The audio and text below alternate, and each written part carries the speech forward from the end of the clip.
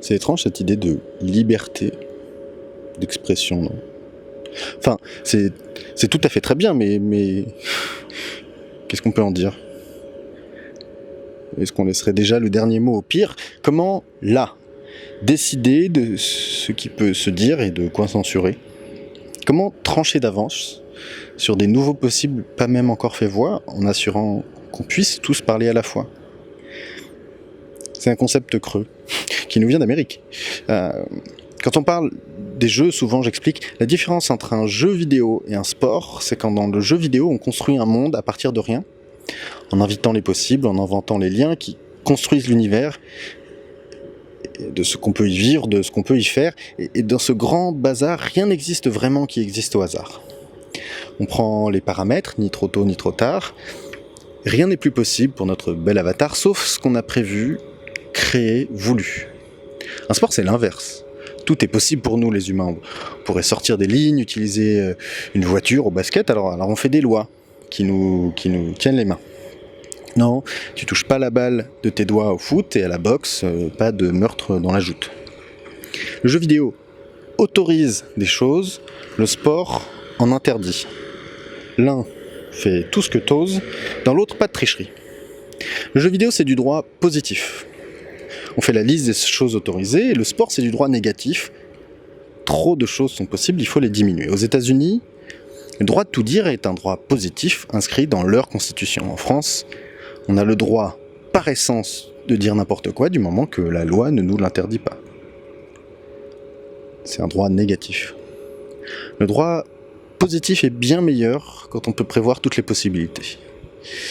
Mais on vit sur Terre, si je me suis pas trompé, donc quel que soit le droit qu'on nous donne en positif, toi, moi et les autres, on pourra trouver 1000 façons d'en abuser, d'en faire n'importe quoi, de se nuire même les uns les autres. Ah, l'autre ridicule, il dit qu'on peut nuire avec du langage, n'importe quoi, et c'est que des phrases, c'est que des mots, on peut pas nuire avec du langage. Enfin, sauf toutes les fois où des gens sont poussés au suicide par du harcèlement.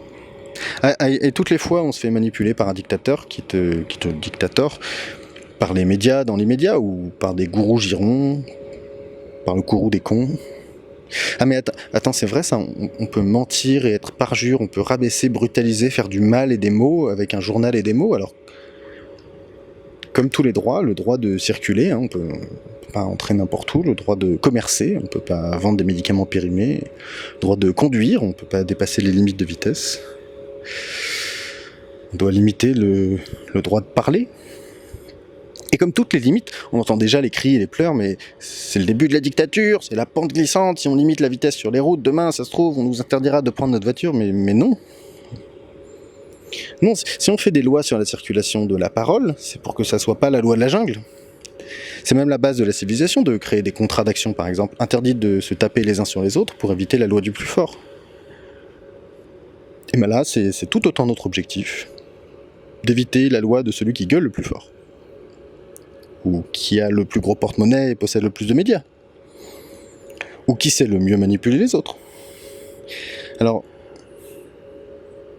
vraiment, aujourd'hui comme demain, la langue est une arme qu'on ne peut pas laisser aux racistes, aux menteurs, aux sexistes qui en feront n'importe quoi. Ni à l'oral, ni dans les journaux, ni sur leur blog, ni sur les réseaux sociaux. On doit ensemble construire les règles d'un espace où tout le monde peut s'exprimer à part égale. Même ceux qui savent moins bien parler, même ceux comme moi qui savent pas chanter, même pour ceux qui, comme toi, savent penser. À demain.